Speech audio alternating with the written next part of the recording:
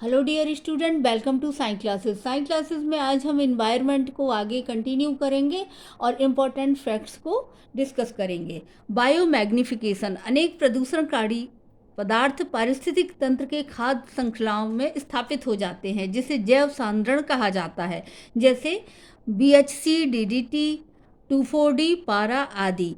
हमारे अनेक खाद्य पदार्थों, फल, सब्जियों, मछलियों के माध्यम से हमारे शरीर में पहुंचते हैं जिससे हमारे स्वास्थ्य के ऊपर घातक प्रभाव पड़ता है। इसे ही बायोमैग्निफिकेशन कहा जाता है। पारा, मरकरी जिसका नाम है, का मछलियों में जैव सांद्रण के कारण मिनीमाता रोग होता है। यूट्रिफिकेशन क्या कहलाता है? जलीय पारिस्थितिक तंत्र में जब जल प्रदूषण के कारण जलीय पौधों की संख्या एक सामान्य सीमा से अधिक हो जाती है तो उसे यूट्रोफिकेशन कहा जाता है। यूट्रोफिकेशन के कारण अन्य जलीय जीव जैसे मछली, सीप आदि को पर्याप्त ऑक्सीजन नहीं मिल पाता। जल में नाइट्रेट और फास्फेट के मिश्रित हो जाने से शैवाल में वृद्धि होती है। कुछ इंपॉर्टेंट फैक्ट्स देख लीजिए। मिनीमाता रोग पारा के मछलियों में जैव सांद्रण होने से होता है। इस रोग से मांसपेशियां दुर्बल होने लगती है, मानसिक संतुलन बिगड़ जाता है, आंखों की ज्योति कम होने लगती है। Sulphur dioxide, carbon monoxide, nitrous oxide, सीसा, कैडमियम आदि वायु प्रदूषक रसायन हैं। सल्फर ऑक्साइड और नाइट्रिक ऑक्साइड वायुमंडलीय आर्द्रता के साथ मिलकर क्रमशः सल्फ्यूरिक अम्ल और नाइट्रिक अम्ल बनाता है। जब यही सल्फ्यूरिक अम्ल और नाइट्रिक अम्ल वर्षा के रूप में पृथ्वी पर गिरता है तो इसे अम्लीय वर्षा कहते हैं। इन दोनों के नाम याद रखना है, सल्फ्यूरिक और नाइट्रिक एसिड के। पाइन्स सल्फर प्रदूषण सूचक पौधा है जो वायुमंडल में सल्फर की अधिक मात्रा के प्रति संवेदनशील होता है। कार्बन मोनोऑक्साइड का सबसे घातक प्रभाव शरीर में हीमोग्लोबिन के ऑक्सीजन वहन क्षमता को कम कर देता है। सीसा ऑटोमोबाइल इंजन से टेट्राइथाइल लेड के रूप में निकलता है। सीसा का हृदय और किडनी के ऊपर सबसे घातक प्रभाव पड़ता है। राष्ट्रीय पर्यावरण अभियांत्रिकी अनुसंधान संस्थान, जिसको नीरी भी कहते हैं, नागपुर में है। पृथ्वी पर मानव के आवास एवं जीवन स्तर को गुणात्मक बनाने के उद्देश्य से 1978 में नैरोबी में हैबिटेट नामक संस्था बनाई गई। सल्फर डाइऑक्साइड से एम्फाइसीमा नामक रोग होता है। बहुत ही इंपॉर्टेंट है ये सब फैक्ट, आप बिल्कुल इनको इग्नोर मत कीजिए। प्रदूषित वायु से श्वास रोग, ब्रोंकाइटिस, बिलिनोसिस, गले का दर्द, निमोनिया, फेफड़े का कैंसर आदि होते हैं। खाद्य श्रृंखला में आर्सेनिक और फ्लोराइड की मात्रा बढ़ जाने से फ्लोरोसिस रोग हो जाता है।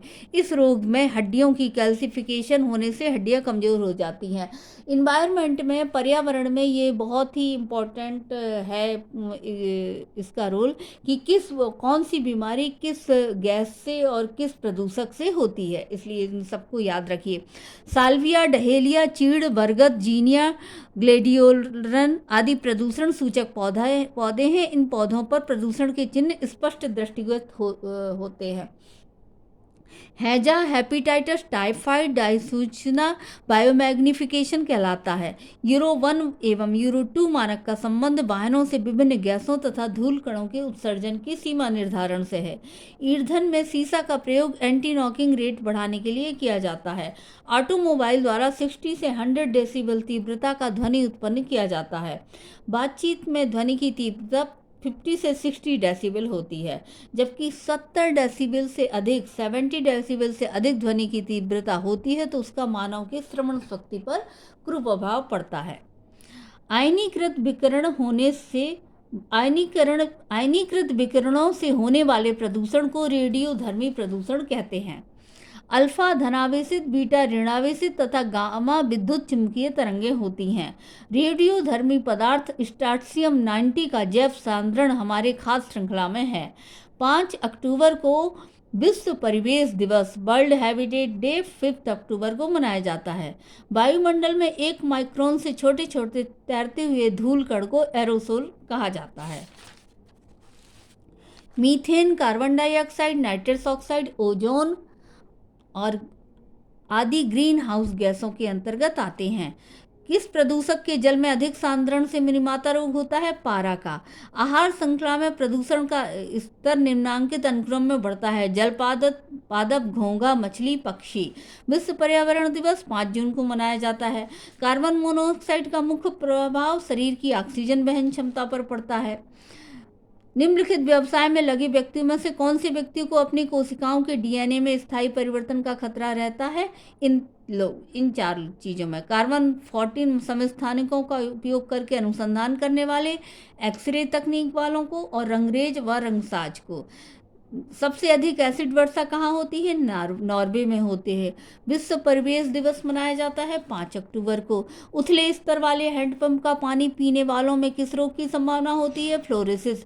येलो केक नामक जिस वस्तु का सीमा पार तस्करी होती है वह है यूरेनियम ऑक्साइड, येलो केक कहते हैं उसको। निम्नलिखित में से कौन सा ईंधन न्यूनतम पर्यावरण प्रदूषण उत्पन्न करता है? हाइड्रोजन।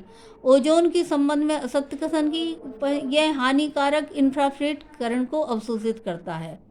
असंगत युग्म का चयन कीजिए। ये रेडियोधर्मी उत्परिवर्तन है।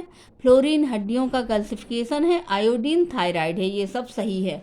ओजोन दिवस 16 सितंबर को मनाया जाता है। एक स्वच्छ एवं हानि रहित पेयजल का पीएच मान होता है 7। स्मोक फोक बनने का मुख्य कारण है वायु प्रदूषण। क्योटो सम्मेलन का संबंध है ग्रीन हाउस गैसों के उत्सर्जन की सीमा से। मृदा प्रदूषण का कारक है सभी 2,4-D रासायनिक उर्वरक डीडीटी। क्लोरीन का एक परमाणु ओजोन के 1 लाख से अधिक परमाणु को ऑक्सीजन से तोड़ता है। वाहनों की एग्जॉस्ट प्रणाली में लगने वाले प्रदूषण नियंत्रक यंत्र को कहते हैं कैटालिटिक कन्वर्टर। ओजोन परत में छिद्र देखा गया था अंटार्कटिका के हिम मंडित प्रदेश स्कैंडिनेविया के ऊपर।